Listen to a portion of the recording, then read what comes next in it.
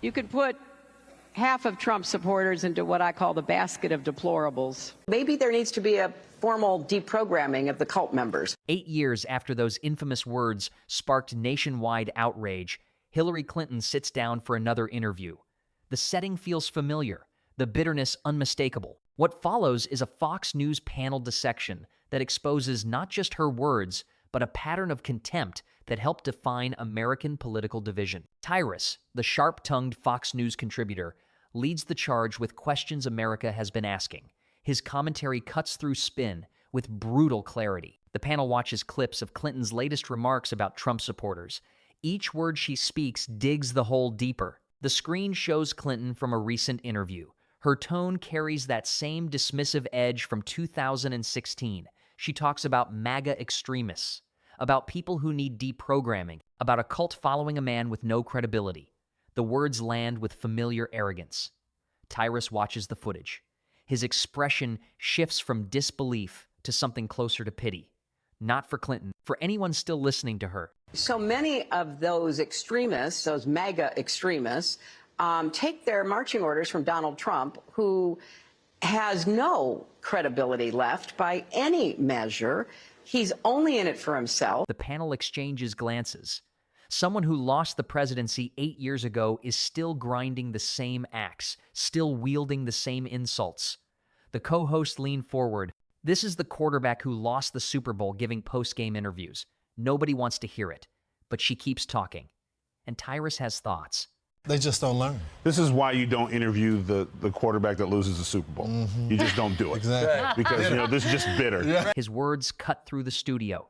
Simple, direct, undeniable. You don't give platforms to losers still nursing wounds. It breeds resentment disguised as analysis. Clinton embodies this perfectly. Every interview becomes therapy session cosplaying as political commentary.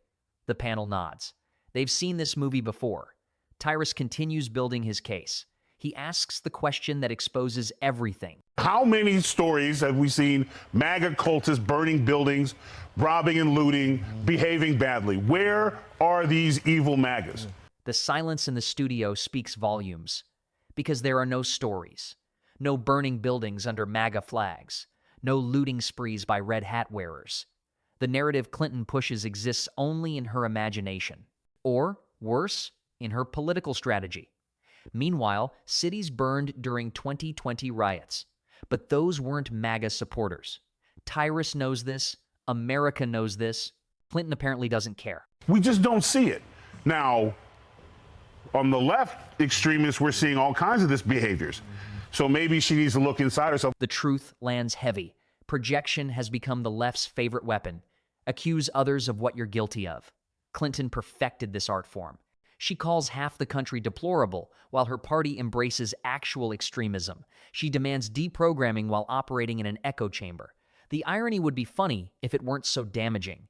Tyrus shifts his analysis. He points out who Clinton should actually be angry with. But it shouldn't be the MAGA people that she's mad at. She should be mad at women. She should be mad at independents. She should be mad at Democrats who said, you know what, I'm going to stay home. This cuts to the core. Clinton lost because Democrats abandoned her. Women didn't show up. Independents rejected her message. Her own party stayed home rather than vote for her. But she blames Trump supporters. She blames a movement that voted against her. Not the millions who simply couldn't bring themselves to vote for her. The deflection is masterclass in denial. The people who didn't vote for her. Yeah. It wasn't the MAGAs. Is half the country MAGA? Tyrus hammers the logical flaw. If MAGA is a cult, it's the largest cult in human history. 50 million people don't join cults. They make political choices. They respond to messages. They vote for candidates who speak to their concerns. Calling them cultists is lazy. It's intellectually bankrupt. It's the last refuge of someone who refuses to understand why they lost. Cults have to have bad behavior for them to be a cult. We have to see something for them to be a cult. So we'll just wait. Maybe she knows something we don't know or haven't seen yet. The sarcasm cuts deep. 8 years of waiting for MAGA violence. 8 years of predictions about Trump supporters destroying democracy. 8 years of fear-mongering. And what materialized? People voting, attending rallies, wearing red hats, supporting their candidate. Meanwhile, actual political violence came from other directions. The panel knows it. Tyrus drives it home with a perfect analogy. You know, you're supposed to drink your bitter tea alone. But do you think, Tyrus, 5 words that summarize everything. Clinton's bitterness is hers to carry, not America's problem, not Trump supporters' burden, not the media's responsibility to amplify. Her loss belongs to her. Her inability to accept it belongs to her. Her continued attacks on half the country belong to her. Drink it alone. Move on. Let the country heal. She won't. The co-host poses an interesting question. Does this rhetoric actually help Trump? Do attacks on his supporters make them more defensive, more committed? The answer seems obvious, but needs saying. Tyrus addresses it head-on. Let me pause here to share something important. What we're witnessing isn't just political commentary gone wrong. It's a fundamental misunderstanding of human nature. When you attack people, they don't suddenly agree with you. They dig in. They defend their position harder. They find community with others under attack. Clinton created exactly what she claims to fear. She called people deplorable, and they wore it as badge of honor. She calls them cultists, and they grow more committed. This isn't complex psychology. It's basic cause and effect. Every political strategist knows this. Every leader understands this. Except apparently Hillary Clinton. The lesson here extends beyond politics. When you approach disagreement with contempt rather than curiosity, you don't change minds. You harden hearts. You create enemies where there could be dialogue. You turn movable voters into committed opponents. Because it's Hillary. right, No one likes her. right. But the No numbers one. are She was the going- most unlikable candidate in the history of Biden presidents. says The bluntness is refreshing. Tyrus doesn't dance around truth. Clinton's likability problem is legendary. Polls showed it. Voter surveys confirmed it.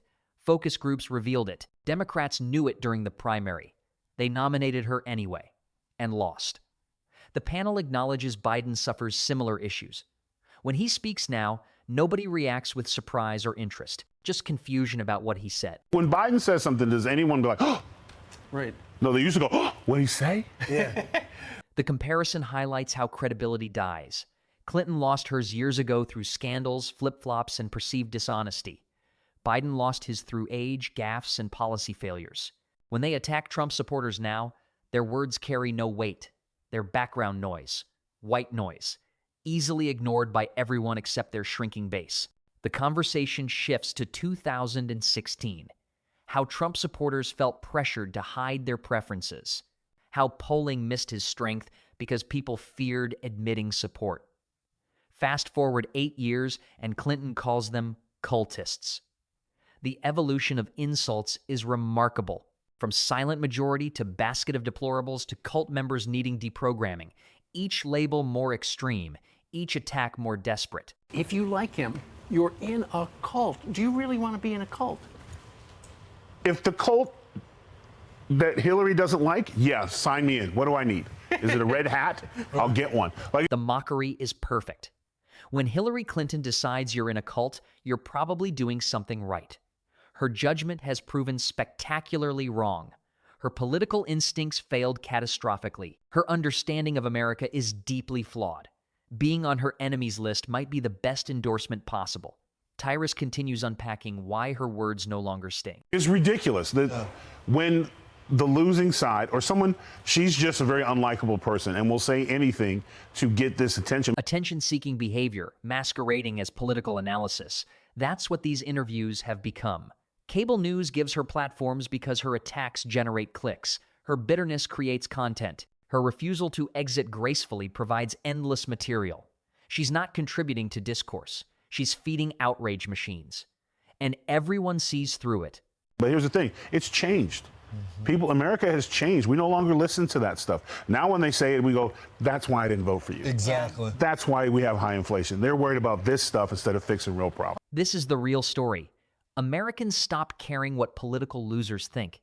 They're focused on grocery prices, gas costs, border security, real issues affecting daily life, not bitter politicians nursing decade-old grudges. Clinton represents everything voters rejected: elitism, condescension, disconnect from reality. Her continued prominence in media only reinforces why she lost. The panel notes Clinton didn't learn from her basket of deplorables moment. That insult energized Republicans, gave them rallying cry, united them against her. Now she doubles down with cult accusations and deprogramming suggestions. The political tone deafness is staggering. Because when she called Republicans a basket of deplorables, it energized them, to the point of no return. And now she's saying that they need to be deprogrammed and half the country is part of a cult. You'd think losing a presidential election would teach humility, encourage reflection, inspire growth.